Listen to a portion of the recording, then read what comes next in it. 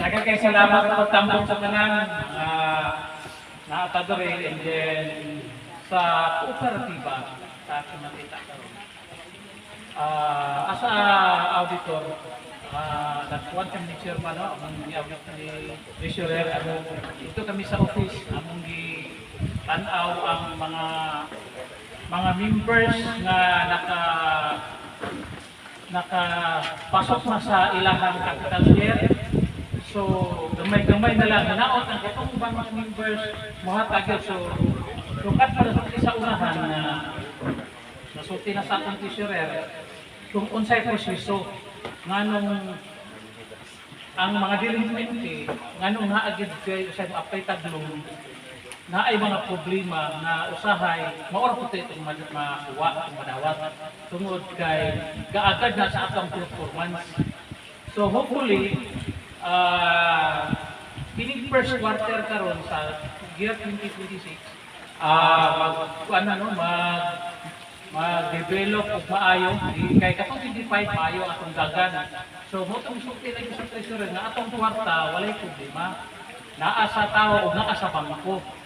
Walay problema, stable ang atoang kooperatiba o gikinahanglan ng follow kita sa unsay mga guidelines sa CDE kay diha man ta mao man ato ang mother unit sa atong kooperatiba. So di lang kay namo dugay nakita nato ang tanan nga hopefully nga mag-enjoy unsa toy madawat dawatan ninyo ang inyong mga kuan sa kooperatiba at ang inyong mga not interest but ang inyong dividend. So enjoy, welcome sa atong General Assembly. Hopefully nga tanan magmalang puso ni kining tanan uban sa atong Ginoong manluluwas. Daghang salamat. Kay single pamunta, wala pamunta nag-multi sa CDE.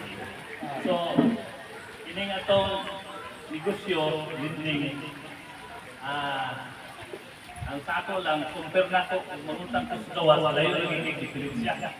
Ngayon kuha pa sa garero dividend pag so I encourage everyone na ninaya na natin balgin dito sa buok ang atong pagpamutang dagan patagortaro dagan patatapat-tampok. So mamutang ka din compare na to ang interest layo rin kayo. Diminising naman ta. Monthly. So kung sa limlim na mamutang atong impasa, ang bayad niya po sa interest. Pero hindi, impasa na ito sa wala na tayo mabayaran ng interest. So kung magpa-explain mo ang sa diminising, pwede na ito i-explain sa atong treasurer. Okay? Kanang 10,000, i-divide na itong 4 months. Kaya mo na atong principal nga loan. I-divide na itong 4 months, ilan ang tag 2,500, diba, kada bulan. So sa first nimo nga due, ang 10,000 mag-interest to 5%. Pilay 5% sa 10,000? 500. So 2,000 plus 2,500 plus 500 equals 3,000. Sa first nimo nga due sa sunod bulan, sa anak nga bulan, nag-loan ka karon ha, sunod bulan ang imong bayron is 3,000. Aw note 3,000 like 3,000. Ang matamata ra ni ako.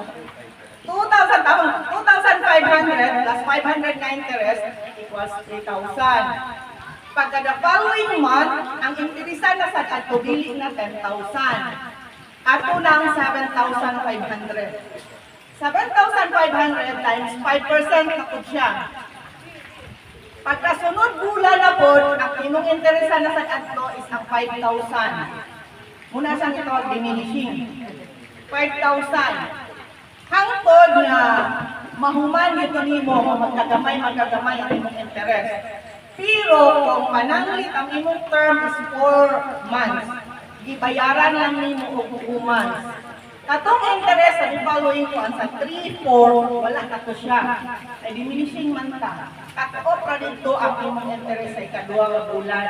Tapos, principal lang tayo ng imong bayaran. Nagkuha ninyo?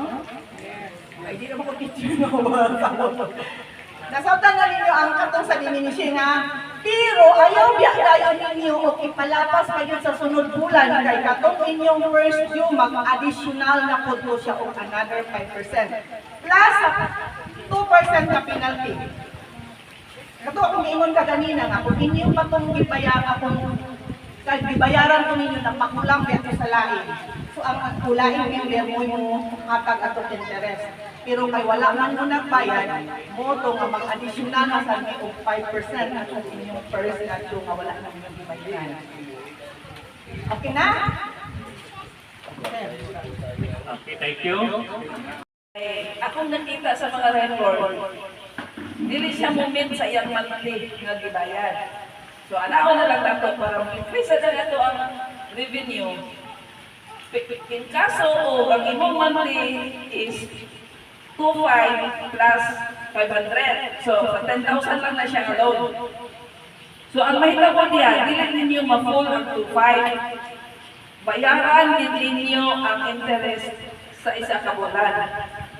Or in kaso ang inyong partial lang sa inyong principal is instead sa 2.5, dos rin ninyo na kaya. 2.5 rin. So katong 500, kwaon gito siya sa interest for that month. Ang 2,000, mura gito yung i-deduct sa inyong principal kasi katingala mo. Nakuha niyo? Kaya dili pag sa akong naobserberan mo yun, dili yun usahay mamit ang monthly na due. So ala na lang ito yung mga pagkagaan sa dili kayo bugat, apason yun, dili magkita ito pagluhag, gina ito monthly, yun ginagawa. Siguroon ginato deduct sa imong gibayad within that month ang interest for that month para hapsay ang imong record. So instead nga 10,000 to 5, ang imong gi-partial sa imong principal is only 2,000. So nakay 8,000 na remaining sa principal. Kaya katong 500 is katong ibutang kaon sa interest. Oh yes, interest. So ang 8,000 for the next month, mo to'y kuhaan nato sa 5% na sad. Mo yun na siya ang diminishing. Dili na itong 7.5 nimo nga balance. Kaya man nimo na full ang imong principal sa first month. Oh, kasi mag-base lang mo dito sa imong ibutang sa breakdown sa imong loan. Dili na siya kay. Tapos kung ma-meet mo ang imong first monthly nga due, principal plus interest, natural, 7.5 lang yung outstanding. So kung dili niyo makuha ang principal nga akuan, kaya siguroon mo ginatukuha ang interest, kay lending dita. So, katong 2,000 nga imong i-parcel sa imong principal, wala yun pa siya i-deduct for that month. Ang 8,000, mo to siya i-impose na po ang 5% pagka next month. O, nakuha niyo? Okay. So, in case magdakto sa din inyong kuhaan, inyong panalitan, 2,000 lang karoon na bulan. Imong nabayad, so 8,000 ang imong balance. Pagka succeeding month, naghakad ka 3,000. So, kuhaon itong interest at to, the rest of itong imong advance is karta sa imong principal. So, kaya mag-base na ito sa inyong outstanding sa kada bulan interest. Dili mag-fix. So, ato ang interest na nag-base na sa inyong pinayran. Wala ingon nga gi-impose ginakuan, pero ang 5% per month yun na siya na ito i-impose. Nakuha ninyo. Kaya kung napoy chance dito nga akong nakitaan, kaduha siya nagbayad sa isang kabulan. So nakabayad na siya sa iyang due. Panalitan due date niya 15. Pag ako sa 20, nagbayad na po siya. So katong nga bulan, katong imong ikaduha na bayad, wala na itong ikaltasik interest. Automatic yung magbawa sa inyong principal. Oh, ano na siya? Kay magtira mo na itong ikuha ng interest, di man ito magpasubra. Mahurot ka ng bayad. Nagets niya, nagets. Nugget. Kay mostly, nga nang unang nakita dito sa mga kwan. Kung ako i-post, i-paypal ko sa inyo. Kasi matingala mo, pagka-end of the month, pag-end sa inyong contract, natingala din ka nga, nagbayad mo ito. Pero wala na tulong sa inyong month. Biro na ko ay monthly. Okay, nakuha na. Okay, sige. Example, ako hindi magkumtuman sa hindi ka magkumtuman sa kanang monthly o sahay akong biglaon. Yeah. Penalty ba ba ko ato? Dili, kung bayad yung sa monthly, advance, the rest ito yung gihatag is di-banded ito sa imong hang principal. So, tingala na lang kapag next monthly mo, dumay na lang ito yung interest kay ang imong principal, dapat ito yung ibayadaan. Ang na siya. So, how about the penalty?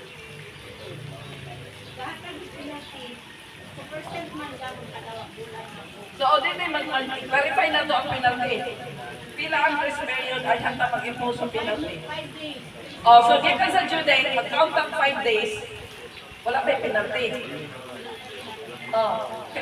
Kano sa mo start ang penalty after sa Kung due date ni mo yung sa'yo, dali na ito. Pantay ni mo na due.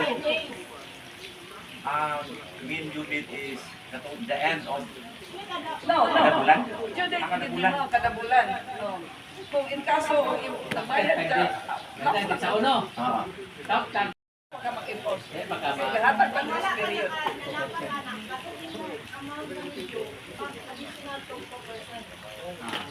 Pero kung nakabayad ka more than pa ato, Wala.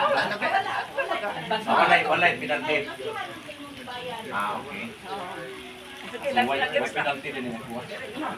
Okay, salamat tayo, Madam Bookkeeper. Number 3 sa attendance time. Attendance, number 3 pa niyo. Ang Lisa.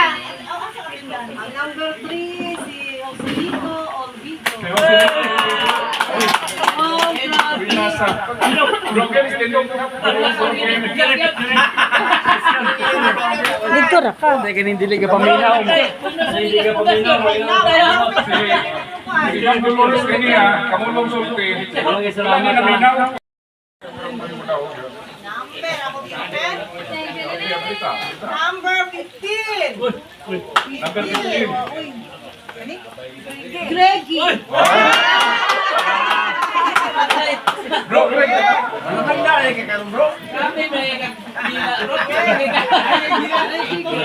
Okay, para to, okay, para. Para lagi ni malungang. Picture.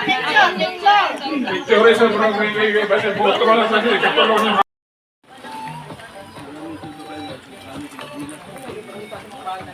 Ako ni bang picture ang dako gungit diri ba? Kanyo, Jun, oh, wag na dako ni gungit.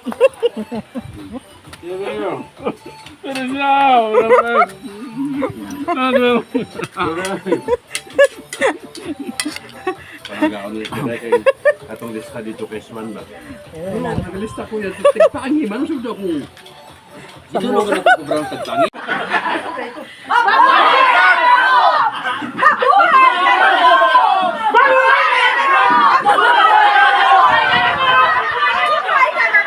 Okay.